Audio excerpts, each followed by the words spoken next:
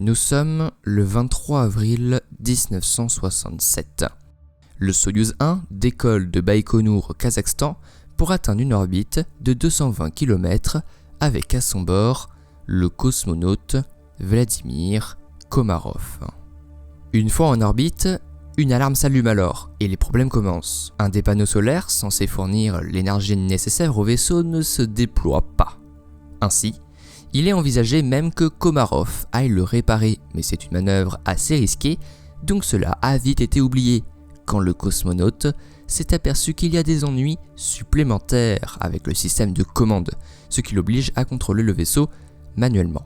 Alors que Komarov a des complications graves en orbite terrestre, au sol, l'agence de presse soviétique TASS revendique que la mission se passe correctement. Tous ces problèmes obligent les contrôleurs au sol à faire revenir la capsule sur Terre. C'est donc après avoir parcouru 19 orbites que le cosmonaute commence à descendre avec un système d'orientation en panne, mais arrive à amorcer la rentrée atmosphérique avec un angle correct. Alors qu'il descend vers le sol, le parachute de freinage ne se déploie pas comme il était prévu et bloque alors le parachute de secours. Quand le contact avec Komarov est rétabli, on l'entend crier de rage contre les concepteurs de la capsule. Je vous laisse donc entendre ces paroles.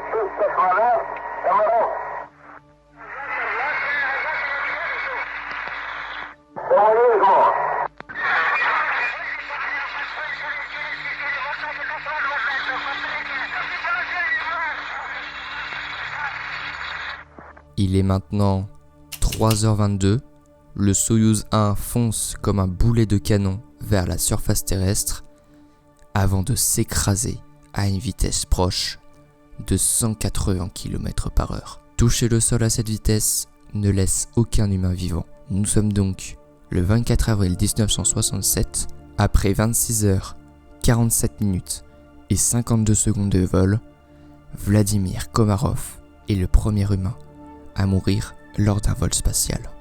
Bien, revenons alors un peu en arrière. En 1963, un nouveau programme soviétique est annoncé et il détiendra la nomination de Soyouz. Ce nouveau programme, constitué d'un nouveau vaisseau spatial, sera capable de s'amarrer à une station spatiale ou bien alors de s'amarrer à un autre Soyouz. Et c'est en 1965 que le concepteur de la capsule propose d'amarrer 2 Soyouz entre eux en orbite autour de la Terre. Cela permettra de transférer un cosmonaute d'un vaisseau à l'autre par une sortie extravéhiculaire. Cependant, je vous rappelle que nous sommes durant la guerre froide, ainsi les États-Unis avancent très vite sur le programme Gemini et l'URSS commence à prendre du retard.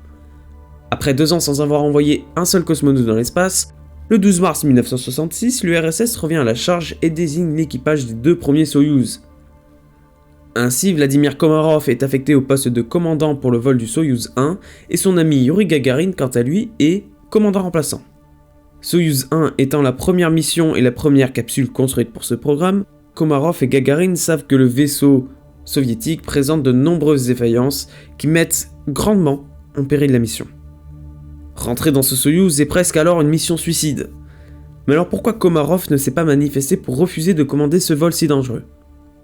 Tout à l'heure, je vous ai dit que Gagarin est le commandant de remplacement, mais c'est aussi l'un des plus grands amis de Komarov. Si Komarov refuse de voler, c'est Gagarin qui sera confronté à cette mission, et donc sera confronté à une mort potentielle. Komarov savait donc qu'il allait probablement mourir lors de ce vol. Il a donc décidé que ses funérailles se dérouleront à cercueil ouvert, pour que les dirigeants soviétiques puissent découvrir ce qu'ils auront fait à Komarov.